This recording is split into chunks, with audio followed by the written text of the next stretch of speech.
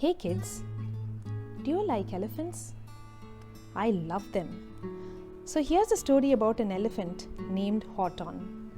So let's read Horton Hatches the Egg by Dr. Seuss. Horton hatches the egg. Sighed Maisie, a lazy bird hatching an egg. I'm tired and I'm bored and I've kinks in my leg. From just sitting here day after day. It's work, how I hate it. I'd much rather play.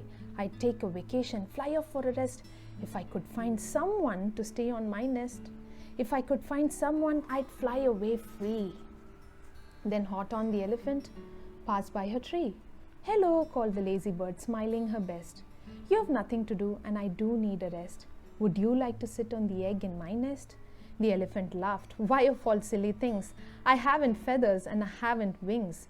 Me on your egg? Why, that doesn't make sense. Your egg is so small, ma'am, and I'm so immense. Tut tut, answered Maisie. I know you're not small, but I'm sure you can do it. No trouble at all. Just sit on it softly. You're gentle and kind. Come, be a good fellow. I know you won't mind. I can't, said the elephant. Please, begged the bird. I won't be gone long, sir. I give you my word. I'll hurry right back. Why, I'll never be missed. Very well, said the elephant. Since you insist. You want a vacation? Go fly off and take it. I'll sit on your egg and I'll try not to break it. I'll stay and be faithful. I mean what I say. Toodaloo, sang out Maisie and fluttered away. The first thing to do, murmured Horton. Let's see. The first thing to do is to prop up this tree and make it much stronger. That has to be done. Before I get on it, I must weigh a ton. Then carefully, tenderly, gently he crept up the trunk to the nest where the little egg slept. Then Horton the elephant smiled. Now that's that. And he sat, and he sat, and he sat, and he sat. And he sat all that day, and he kept the egg warm. And he sat all that night through a terrible storm. It poured and it lightened, it thundered, it rumbled. This isn't much fun, the poor elephant grumbled. I wish he'd come back, 'cause I'm cold and I'm wet. I hope that Maisie bird doesn't forget. But Maisie by this time was far beyond reach, enjoying the sunshine way off in Palm Beach, and having such fun, such a wonderful rest, decided she'd never go back to her nest. So Horton kept sitting there day after day, and soon it was autumn, the leaves blew away. And then came the winter, the snow and the sleet, and icicles hung from his trunk and his feet. But Horton kept sitting and said with a sneeze, I'll stay on this egg and I won't let it freeze. I meant what I said and I said what I meant. An elephant's faithful 100%. So poor Horton sat there the whole winter through. And then came the springtime with troubles anew. His friends gathered round and they shouted with glee, Look, Horton the elephant's up in a tree. They taunted, they teased him, they yelled, How absurd! Old Horton the elephant thinks he's a bird. They laughed and they laughed. Then they all ran away. And Horton was lonely. He wanted to play. But he sat on the egg and continued to say, I meant what I said and I said what I meant. An elephant's faithful 100%. No matter what happens, this egg must be tended. But poor Horton's troubles were far, far from ended. For while Horton sat there, so faithful, so kind, 3 hunters came snaking up softly behind. He heard the men's footsteps. He turned with a start. 3 rifles were aiming right straight at his heart. Did he run? He did not. Horton stayed on that nest. He held his head high and he threw out his chest and he looked at the hunters as much as to say, Shoot if you must, but I won't run away. I meant what I said and I said what I meant. An elephant's faithful 100%. But the men didn't shoot. Much to Horton's surprise, they dropped their 3 guns and they stared with wide eyes. Look, they all shouted, can such a thing be? An elephant sitting on top of a tree. It's strange, it's amazing, it's wonderful, new. Don't shoot him, we'll catch him. That's just what we'll do. Let's take him alive. Why, he's terribly funny. We'll sell him back home to a circus for money."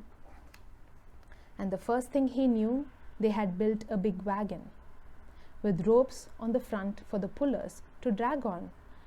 They dug up his tree and they put it inside with Horton so sad that he practically cried.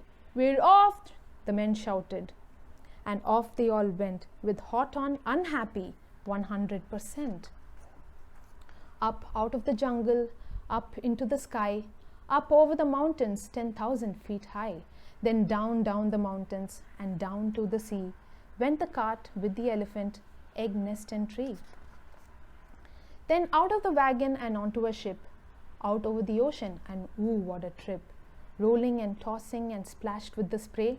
And Horton said day after day after day, "I meant what I said and I said what I meant. But oh, am I seasick? 100%. After bobbing around for 2 weeks like a cork, they landed at last in the town of New York. "All ashore!" the men shouted, and down with a lurch went Horton the elephant, still on his perch, tied onto a board that could just scarcely hold him. Bump, Horton landed, and then the men sold him. Sold to a circus, then week after week, they showed him to people at 10 cents a peek. They took him to Boston, to Kalamazoo, Chicago, Weehawken, and Washington too, to Dayton, Ohio, St. Paul, Minnesota, to Wichita, Kansas, to Drake, North Dakota, and everywhere thousands of folks flocked to see and laugh at the elephant up in a tree. Poor Horton grew sadder the farther he went, and he said as he sat in the hot noisy tent, "I meant what I said and I said what I meant. An elephant's faithful 100%.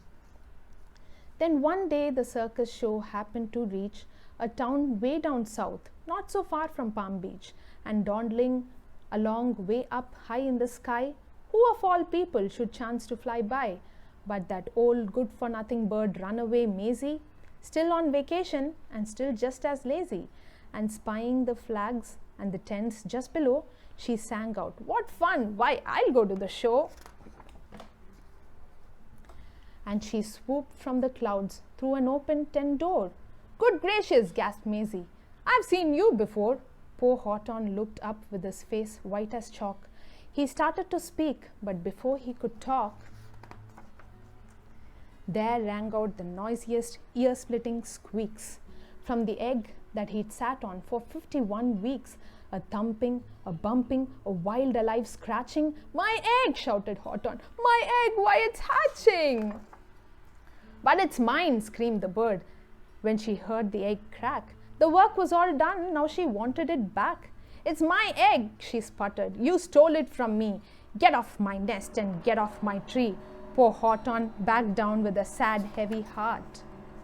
But at that very instant, the egg burst apart, and out of the pieces of red and white shell from the egg that he'd sat on so long and so well, Horton the elephant saw something whiz. It had ears and a tail and a trunk just like his. And the people came shouting, "What's all this about?" They looked and they stared with their eyes popping out.